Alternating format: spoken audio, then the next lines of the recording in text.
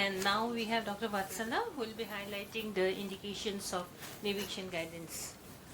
So Dr. Vatsalya is working in, I think, on almost all the states of West India, like primarily based at Rajasthan, but she's working in Gujarat and also all the states. Like she has been traveling to half of India, doing amazing work, and today she'll be talking on permutation combinations in preoperative surgical planning. So we'll keep the discussion last. Let us finish all the, and we can discuss with hardly any people. We can discuss, and if you have any questions, please do ask us.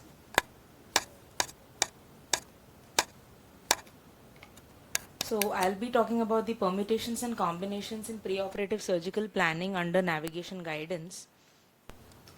So in the context of oculoplastic surgeries, navigation serves to guide the operating surgeon in identifying bony landmarks, planning complex reconstructions with adequate symmetry, precisely localizing orbital tumors, and its bony and soft tissue relations to the surrounding structures.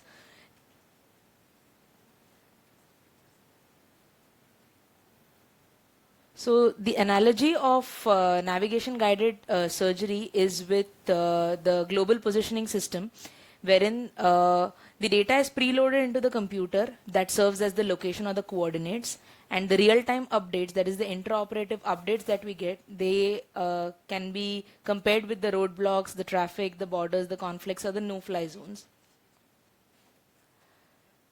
So in context, just reiterating what Komal has already covered, the DICOM imaging, the CT or the MRI, serve as the data that gets fed into the software, and the real-time updates or the intraoperative landmarks, the position of the implant and the tumor resection is what the console provides us with.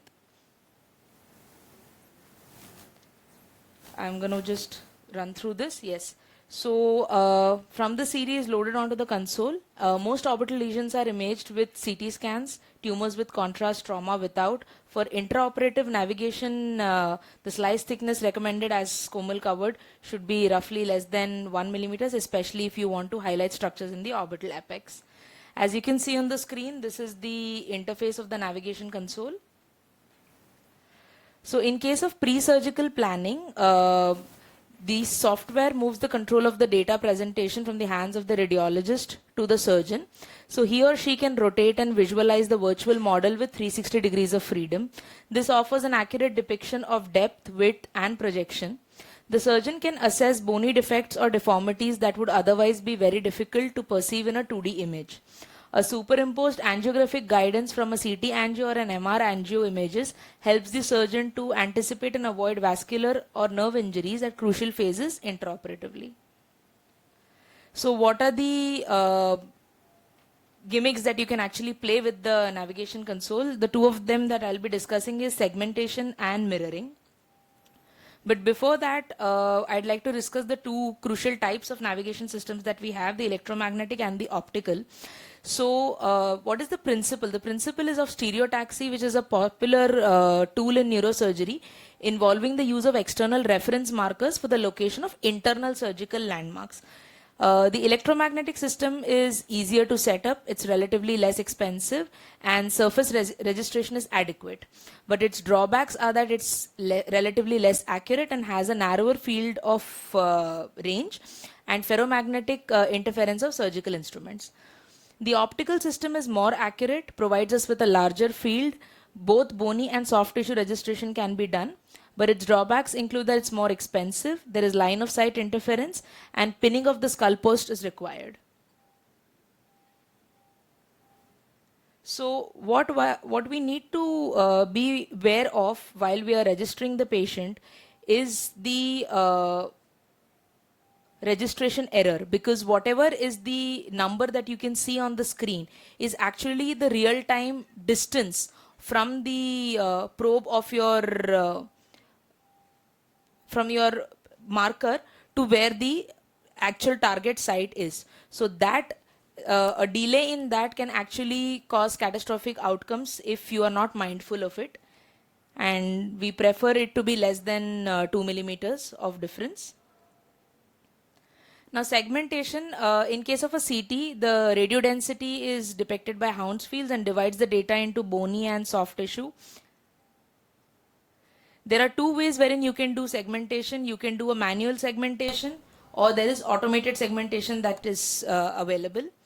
In case of mirroring, in case of unilateral diseases such as fractures of an ophthalmic socket, what you essentially do is you first load the CT of the patient once onto the navigation console. You flip it and load it again. So essentially what happens is the normal side gets superimposed onto the side bearing the defect. And what you can see here, you can actually see the defect. You can mark the defect, and the measuring of this defect helps us in the adequate sizing of the implant. And this is useful in case of designing patient specific implants or to quantify the socket volume. So the road to be taken, the surgical plan, is what essentially the navigation helps us with. We have to be cautious of removing all the metallic instruments that interfere with the electromagnetic mode. Moving on to briefly cover the applications. We can use it in optic canal decompression, orbital apex tumors, orbital fractures, foreign body extraction, orbital decompression in TED, and in anophthalmic socket reconstruction, all of which will be progressively covered by the individual speakers which are going to follow. So it provides us with enhanced precision, safety, intraoperative positional and spatial orientation. The surgeon can successfully reach the target and get it right the very first time. How much time do I have left? Okay, I have 2 more minutes. So in case of an optic canal decompression, after a high resolution CT scan has been loaded onto the console, wherein you can actually mark the optic site of optic nerve injury or the optic canal fracture, that helps us to set the target area. Once the target area is reached, that is going to be depicted with the navigation stylet. It helps us to have an accurate site wherein from wherein we can decompress the canal, thereby minimalizing the potential complications. In case of orbital tumor resection, navigation provides target localization, precise tumor margins, helps us avoid untoward vascular trauma, and in this case mirroring can be used to symmetrically reconstruct the residual bony defects after excision. In case of orbital fractures, as mentioned earlier, it helps us to measure and simulate to restore the orbital anatomy and volume to achieve successful reconstruction. In case of foreign body removal, it gives us real-time position of foreign bodies, minimalizes collateral damage, determines the appropriate surgical path, and increases the successful rate of foreign body extraction.